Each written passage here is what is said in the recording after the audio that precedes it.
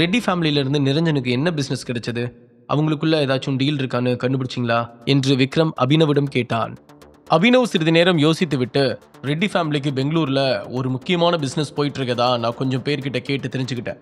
நிரஞ்சன் ரெட்டி குடும்பத்தோட விவகாரங்கள்ல தலையிட்டதுக்கு அப்புறம் தான் ரெட்டியோட ஃபேமிலி டெவலப் ஆயிட்டு வருது.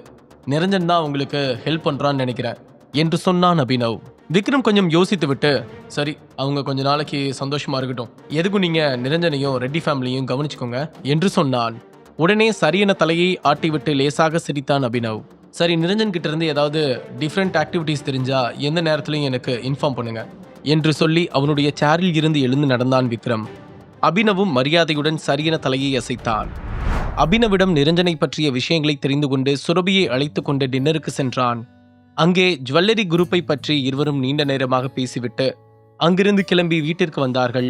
இருவரும் தூங்க செல்லும் முன்பு சுரபி அவனை பார்த்து, விக்ரம், உன்கிட்ட ஒன்று கேட்கணும் என்று சொல்ல, என்ன பேபி என்றான் விக்ரம். என்னோட ஹஸ்பண்ட் விக்ரம் சாதாரண ஆள் இல்லை, அவருக்குன்னு ஒரு அந்தஸ்து இருக்கு. அதனால நான் ஒரு சாதாரண ஆளை கூப்பிடுற மாதிரி உன்னை விக்ரம்னு சொல்லி கூப்பிட முடியாது.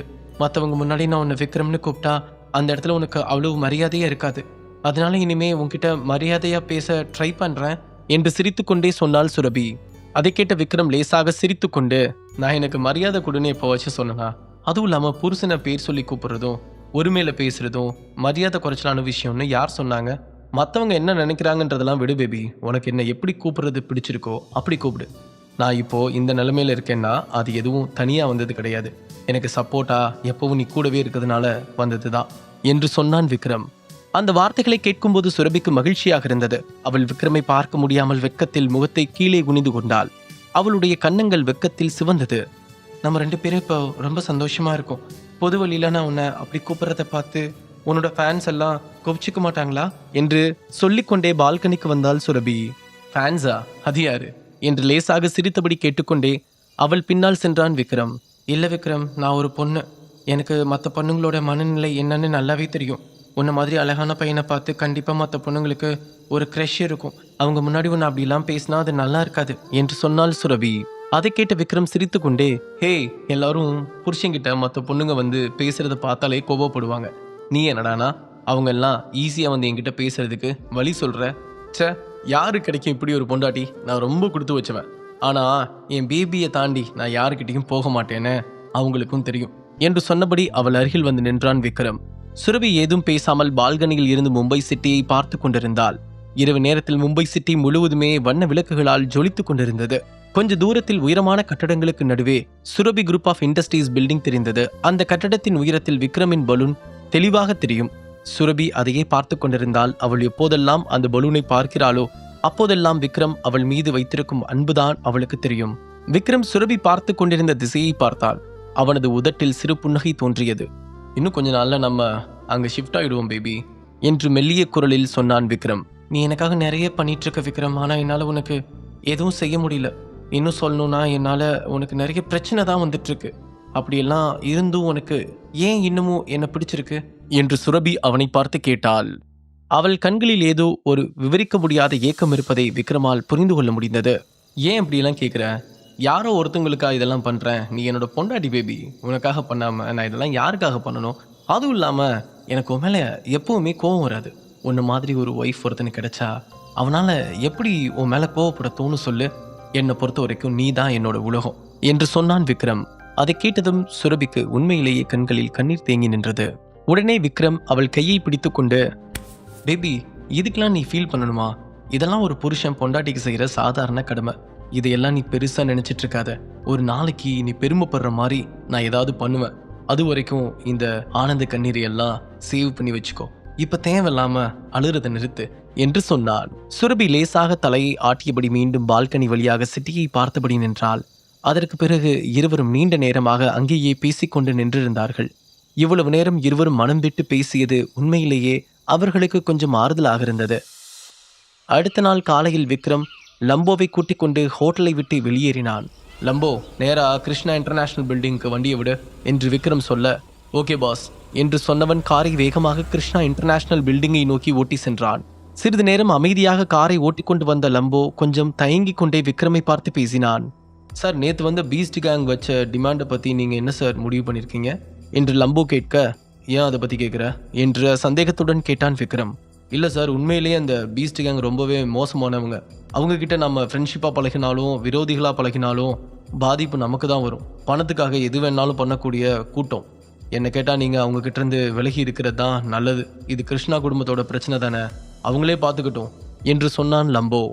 உண்மையிலேயே லம்போ தன் மீது இருக்கும் அக்கறையில் தான் இப்படி பேசுகிறான் என்பதை விக்ரம் புரிந்து கொண்டான். லம்போ, எனக்கு நீ எப்படியோ அதே மாதிரி தான் அஜயும், அஜய் எப்படியோ அதே மாதிரி தான் சுந்தர் தாத்தாவும். அவங்களுக்காக நான் எந்த ரிஸ்க்கும் எடுப்பேன். எனக்கு இந்த பீஸ்ட் கேங்கை பற்றி தெரியும். அதே நேரத்தில் அவங்க என்கிட்ட சொன்ன அந்த 100 கிலோ போதைப் பொருள் விஷயமெல்லாம் உண்மைதானா, அதை நான் நம்பிட்டேனான்னு கேட்டால் கண்டிப்பாக கிடையாது. நம்ம பார்ட்டிக்கு ரீச் ஆனதும் முதல் வேலையாக லூசிஃபருக்கு கால் பண்ணி அவங்கள பற்றின விஷயங்களெல்லாம் கலெக்ட் பண்ண சொல்லணும். அவங்க சொல்கிறதுல எந்த அளவுக்கு உண்மை இருக்குதுன்னு தெரிஞ்சுக்கிட்டதுக்கு அப்புறம் தான் நான் இந்த விஷயத்தில் இறங்குவேன் என்று சொன்னான் விக்ரம். உங்களுக்கு என்ன பண்ணணும்னு தெரியும் சார், நான் எதுவும் சொல்ல வேண்டியதில்லை. ஆனால் ஜாக்கிரதையாக இருந்துக்கோங்க. சுரபி மேடம் கிட்டையும் கொஞ்சம் செக்யூரிட்டியை டைட் பண்ணி வச்சுக்கோங்க.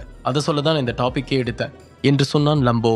அதை கேட்டதும் விக்ரம் லேசாக சிரித்து கொண்டே, சரி லம்போ, நான் பார்த்துக்கிறேன் என்று சொன்னான். அதே சமயம் இன்னொரு புறம் கிருஷ்ணா இன்டர்நேஷனல் பில்டிங்கில் ஒரு பார்ட்டி நடந்து கொண்டிருந்தது. அஜய் கிருஷ்ணா குழுவின் தலைவனாக பொறுப்பேற்றதும் சிட்டியில் இருக்கும் பெரிய குடும்பங்களை எல்லாம் விருந்துக்கு அழைத்திருந்தான். கிருஷ்ணா குடும்பத்தின் புதிய பொறுப்பாளர்களுக்கு வாழ்த்துக்கள் தெரிவிப்பதற்கே இந்த பார்ட்டி ஏற்பாடு செய்யப்பட்டிருந்தது. இந்த செய்தி மும்பையில் இருக்கும் சக்தி வாய்ந்த வணிக சமூகம் முழுவதையும் அதிர்ச்சிக்குள்ளாக்கியது. கிருஷ்ணா குடும்பத்தில் இவ்வளவு பெரிய மாற்றத்தை யாரும் எதிர்பார்க்கவில்லை. சுந்தர் கிருஷ்ணா தன்னுடைய கிருஷ்ணா குடும்பத்தின் வணிக சாம்ராஜ்யத்தை எல்லாம் வேறு ஒரு ஆளிடம் ஒப்படைப்பது மும்பையில் இருக்கும் பிசினஸ் வட்டாரத்தில் பரபரப்பாக பேசப்பட்டு வந்தது. மிகவும் சக்தி வாய்ந்த தொழிலதிபர்கள், அரசியல்வாதிகள் என்று பலரும் இந்த பார்ட்டிக்கு அழைக்கப்பட்டிருந்தார்கள். அங்கே வந்த எல்லோருமே புதிதாக கிருஷ்ணா குழுமத்திற்கு தலைவராக பொறுப்பேற்க போகும் அந்த நபரை பார்ப்பதற்கு ஆர்வத்துடன் காத்து கொண்டிருந்தார்கள். கிருஷ்ணா குழுமத்தை சேர்ந்த ஒருவரின் பதவி மாற்றம் என்பது ஒரு பெரிய நிகழ்வாக பார்க்கப்பட்டது. இந்த பார்ட்டியில் கலந்து கொள்வதை, இந்த விழாவில் பங்கேற்பதை பலரும் கௌரவமாக கருதினார்கள். கிருஷ்ணா குடும்பத்தில் டாப் பிசினஸ் மேன்கள் இருக்கும்போது கம்பெனியையும் குடும்பத்தையும் வெளியாட்களிடம் ஒப்படைப்பது எல்லோருக்குமே அதிர்ச்சியை ஏற்படுத்தும் ஒரு பொதுவான விஷயம். மொத்த மும்பையும் இந்த விஷயத்தை பற்றியே விவாதித்துக் கொண்டிருந்தது. யார் இந்த கிருஷ்ணா குரூப்போட புது தலைவர்? கிருஷ்ணா குடும்பத்தையும் பிஸ்னஸையும் அடக்கி ஆள்ற திறமை யாருக்கு இருக்கு? முழு கிருஷ்ணா குடும்பத்தையும் தன்னோட கட்டுப்பாட்டுக்குள்ள வைக்க போற அந்த ஆள் யாரு என அங்கே இருந்த ஒவ்வொருவரும் கேட்டுக்கொண்டே இருந்தார்கள். அத்தகைய சிறந்த மனிதரை இன்று அனைவரும் பார்க்க விரும்புகிறார்கள். கிருஷ்ணா இன்டர்நேஷனல் கட்டிடத்தின் முன் பிளாக் ரோல்ஸ் ராய்ஸ் கார்கள் வரிசையாக நிறுத்தப்பட்டிருந்தது. அங்கே கோட் சூட் போட்டுக்கொண்டு எண்ணற்ற பாடி கார்ட்ஸ் கார்களின் முன்னால் நின்று கொண்டு அங்கே வரும் பிசினஸ் மேன்களை எல்லாம் பணிவுடன் வெல்கம் செய்து கொண்டிருந்தார்கள். அது மட்டுமல்ல, கிருஷ்ணா குடும்பத்தை சேர்ந்த பல மரியாதைக்குரியவர்களும் தங்களது புதிய தலைவரை ஏற்றுக்கொள்ள மரியாதையுடன் காத்து கொண்டிருக்கிறார்கள். அதேபோல பலரும் அந்த இடத்தில் இருந்தார்கள். அந்த நேரத்தில் எல்லோரின் முன்னாலும் ஒரு பிளாக் பென்ட்லே கார் மெதுவாக வந்து நின்றது. அங்கே இருந்த பல செக்யூரிட்டிகள் வேகமாக நடந்து சென்று மரியாதையுடன் காருக்கு அருகில் நின்றார்கள். முதலில் கருப்பு கோட் அணிந்த ஒரு உயரமான செக்யூரிட்டி காரின் கதவை திறந்தார். கருப்பு சட்டை அணிந்தபடி விக்ரம் காரை விட்டு இறங்கினான். அங்கே சுற்றிலும் இருந்த குடும்ப உறுப்பினர்களும் தொழிலதிபர்களும் காரில் இருந்து இறங்கிய விக்ரமையை பார்த்து கொண்டு நின்றார்கள். அவனுடைய முகம் சரியாக தெரியாததால் எல்லோரும் விக்ரமை பார்க்க தலைகளை மேலும் கீழுமாக அசைத்துக் கொண்டிருந்தார்கள். அங்கே இருந்த அனைவரும் கிருஷ்ணா குடும்பத்தின் விக்ரமாகத்தான் இருக்க வேண்டும் என்று நினைத்தார்கள். ஆனால் உண்மையில் அங்கே இருக்கும் யாருக்கும் அவன்தான் விக்ரம் என்ற அடையாளம் தெரியவில்லை, ஒருவனை தவிர. அவன் பவன். அங்கே இருந்த ஆட்கள் எல்லோரும் விக்ரமை பற்றி அவர்களுக்கு தெரிந்த விஷயங்களை எல்லாம் பேசிக் கொண்டிருக்க பவன் குழப்பத்தோடு விக்ரமையே பார்த்து கொண்டு நின்றான். அதை கவனித்த பன்னீர், என்ன அப்படி பார்த்துட்டு இருக்க? கிருஷ்ணா குடும்பத்துக்கு லீடராக போற அவர் உனக்கு முன்னாடியே தெரியுமா என்று ஆச்சரியத்துடன் கேட்டார். உடனே பவன் அவரை மேலும் கீழும் பார்த்துவிட்டு, அவர் கிருஷ்ணா குடும்பத்தோட தலைவரா இல்லையாங்கிறதெல்லாம் எனக்கு தெரியாது, ஆனா அவர் எனக்கு நல்லா தெரியும் என்று மீண்டும் விக்ரமை பார்த்தபடி கொஞ்சம் தயக்கத்துடன் சொன்னான். ஓ அப்படியா என்று பன்னீர் ஆச்சரியத்துடன் கேட்டார். பவன் தலையை ஆட்டி சிரித்துவிட்டு, அப்படிதான் நினைக்கிறேன், ஆனா எனக்கு இன்னமும் கன்ஃபார்மா தெரியல. ஏன்னா நான் நினைக்கிற அந்த ஆளு சென்னையில் எனக்கு தெரிஞ்ச ஒருத்தரோட மருமகன். அதனால எனக்கு அந்த ஆளு தான் இவரானு கொஞ்சம் கன்ஃபியூஷனா இருக்கு என்று சொன்னான். உடனே பன்னீர் சிரித்து கொண்டே, நீ வேற ஏதோ நினப்புல இருக்குன்னு நினைக்கிறேன், அதான் உனக்கு என்னென்னமோ தோணுது. நீ நினைக்கிற ஆள் தான் இவருன்னு சொன்னா அதை விட ஒரு பெரிய காமெடி வேற எதுவும் இல்லை என்று சொன்னார். பவன் அமைதியாக தலையை ஆட்டினான். அவனுக்கு இருந்த அந்த எண்ணத்தை மனதில் இருந்து விளக்கினான். அதை மிகவும் அபத்தமாக நினைத்தான். புருஷோத்தமன் குடும்பத்தில் சரவணனுக்கு மருமகனாக இருக்கும் விக்ரம் கண்டிப்பாக இந்த கிருஷ்ணா குடும்பத்தின் தலைவனாக இருக்க வாய்ப்பே இல்லை என்று நினைத்தான். அவனை கொன்றே போட்டாலும் இந்த விஷயத்தை உண்மை என்று நம்ப மாட்டான். அவனுடைய பார்வையில் விக்ரம் பெண்களை சார்ந்து வாழும் ஒரு கோழை, யாருக்கும் பயனற்றவன் என்று நினைத்தான். இந்த தடவை பூபதியோட வீட்டுக்கு போறப்போ இந்த விக்ரம பத்தின விஷயங்களை இன்னமும் கொஞ்சம் கேட்டு தெரிஞ்சுக்கணும். அவன் ரொம்ப வித்தியாசமான ஆளா இருக்கான் என்று பவன் தனக்குள் நினைத்து கொண்டான். அவன் இதை பற்றியே பேசிக்கொண்டு சிறிது நேரம் கழித்து பன்னீருடன் உள்ளே நுழைந்தான். கிருஷ்ணா பேலஸின் நடுவே ஒரு பிரம்மாண்டமான மீட்டிங் ஹால் இருந்தது. அந்த இடத்தில் சிவப்பு கம்பளங்கள் விரிக்கப்பட்டு ஆடம்பரமான விளக்குகள், விருந்தினர்கள் உட்கார்வதற்கு சிம்மாசனம் போன்ற நாற்காலிகள் என்று பார்ப்பதற்கு மிகவும் பிரம்மாண்டமான முறையில் ஏற்பாடுகள் செய்யப்பட்டிருந்தது. அதை பார்க்கும் போதே மிகவும் ஆச்சரியமாக இருந்தது. விக்ரம் கிருஷ்ணாவின் சீனியர் மேனேஜ்மெண்டிடமிருந்து விடைபெற்று 3வது மாடியில் இருக்கும் பிரசிடென்ட் ஆபீஸுக்கு லம்பவுடன் சென்றான். இந்த முறை அஜய்க்கு உதவுவதற்கு விக்ரம் மட்டுமே இருக்கிறான். இது எதிர்காலத்தில் அடுத்த தலைமுறை விவகாரங்களை கையாள அவனுக்கு உதவும். விக்ரம் உள்ளே வந்ததும் 2 பேர் அவனை ரகசியமாக கண்காணிப்பதையும் விக்ரமை மறைந்து போட்டோ எடுத்துக் கொண்டிருப்பதையும் கவனித்தான். யாரு இவனுங்க, என்ன எதுக்கு ரகசியமா போட்டோ எடுத்துட்டு இருக்கானுங்க, ஆளுங்களை பார்த்தா தெரிஞ்ச மூஞ்சி மாதிரியும் தெரியல என்று நினைத்தவன் கேஷுவலாக மாடிக்கு ஏறி சென்றான். அப்போது அவர்கள் இருவரும் பின்னாலேயே அவனை ஃபாலோ செய்து கொண்டு வந்தார்கள். டக்கன ஒரு இடத்தில் அவர்கள் இருவரையும் மடக்கி பிடித்த விக்ரம் தன் இடுப்பில் இருந்த துப்பாக்கியை எடுத்து அவர்களின் தலையில் வைத்து, யாரா நீங்க, எதுக்கிட்ட என்ன ஃபாலோ பண்ணி போட்டோ எடுத்துட்டு இருக்கீங்க என்று கேட்டான். சார் எங்களை எதுவும் பண்ணிடாதீங்க, நாங்க ஜஸ்ட் சீக்ரெட் ஸ்பைஸ் தான். உங்க போட்டோவையும் டீட்டெயில்ஸையும் எங்ககிட்ட கொடுத்து உங்களை ஃபாலோ பண்ணி அப்பப்போ அப்டேட் பண்ண சொன்னாங்க, அதனால தான் உங்களை ஃபாலோ பண்ணி போட்டோ எடுத்தேன் என்று அதில் ஒருவன் சொன்னான். உடனே விக்ரம் தீவிரமான துணியில், யார் உங்களை அனுப்புனது என்று கேட்க அவர்கள் இருவரும் தயங்கினார்கள். விக்ரம் டக்கன துப்பாக்கியை லோட் செய்து அவர்களின் தலையில் வைக்க, சார் யாருன்னு பேர் தெரியாது, ஆனா அவங்க பீஸ்ட் கேங்னு சொல்லிக்கிட்டாங்க என்று ஒருவன் பயத்தில் உண்மையை சொல்லிவிட்டான். ஓ, இவனுங்களோட வேலை தானா, சரி கவனிச்சுக்கிறேன் என்று மனதிற்குள் நினைத்து கொண்ட விக்ரம், சரி நான் அவங்கள கண்டுபிடிச்ச விஷயம் அவங்களுக்கு தெரிய வேண்டாம் என்று சொல்லி அவர்களை அனுப்பிவிட்டு உடனே லூசிஃபருக்கு கால் செய்து இப்போது பீஸ்ட் கேங் இருக்கும் இடத்தையும் அவர்களை பற்றிய தகவல்களையும் கலெக்ட் செய்ய சொல்லி ஆர்டர் போட்டான். அதன் பிறகு அங்கிருந்து கீழே இறங்கி வர அங்கே சில பெண்கள் அவனை கிராஸ் செய்து வந்தார்கள். அவர்கள் எல்லோரும் பெரிய குடும்பத்தை சேர்ந்த பெண்களாக இருந்தார்கள். அதில் லிசா, சம்யுக்தா என்று எல்லோருமே இருந்தார்கள். விக்ரம் மேலே செல்வதை பார்த்த சம்யுக்தா, இது விக்ரம் தானே, அவன் எப்படி இங்க வந்தான் என்று கேட்டாள். அங்கே வந்த பவன் விக்ரமையே உற்று பார்த்து கொண்டிருந்தான். அப்போது கிருஷ்ணா குடும்பத்தின் பிரம்மாண்ட விருந்து அங்கே நடைபெறாமல் இருந்திருந்தால் விக்ரமை பார்த்து ஏதாவது பிரச்சனை செய்ய முயன்றிருப்பான் பவன். ஆனால் அந்த இடத்தில் பல பெரிய ஆட்கள் இருந்ததால் எதுவும் செய்ய முடியாமல் அமைதியாக இருந்தான். போன முறை லத்தின் குழுவிடம் பேரம் பேசிக் கொண்டிருக்கும் போது அவன் பவனின் உறவினர்களையும் செக்யூரிட்டிகளையும் வெளியில் அனுப்பினான். அது பவனுக்கு பெருத்த அவமானமாகி அந்த இடத்தில் மரியாதையை இழந்தான். பவன் உடனே சம்யுக்தா குடும்பத்தாரிடம் விஷயத்தை சொன்னான். அதற்கு பிறகு விக்ரமை பழிவாங்க அவர்கள் சில ரவுடிகளை ஏற்பாடு செய்து அனுப்பினார்கள். ஆனால் கடைசியில் விக்ரம் சென்னையில் இருந்து திடீரென மாயமானான். அங்கிருந்து எங்கே சென்றான், என்ன ஆனான் என்று யாருக்கும் எந்த தகவலும் கிடைக்கவில்லை. இவனெல்லாம் பார்க்கணும்னு என் தலையில எழுதியிருக்கு. இந்த பார்ட்டியில நிறைய பெரிய பெரிய பிசினஸ் மேக்னெட்ஸ், ஃபாரின் கிளைண்ட்ஸ் எல்லாம் பார்த்து பேசலான்னு சந்தோஷமா வந்தா இந்த மூஞ்சி வந்து நிக்குது. இந்த இடத்துக்குலாம் வர்றதுக்கு இவனுக்கு என்ன தகுதி இருக்கு? இவன்லாம் குப்பத்தொட்டி மாதிரி வீட்டுக்கு வெளியில ரோட்ல தான் இருக்கணும். எனக்கு மூடே ஸ்பாயில் ஆயிடுச்சு என்று சொல்லிக்கொண்டு புலம்பினாள் சம்யுக்தா.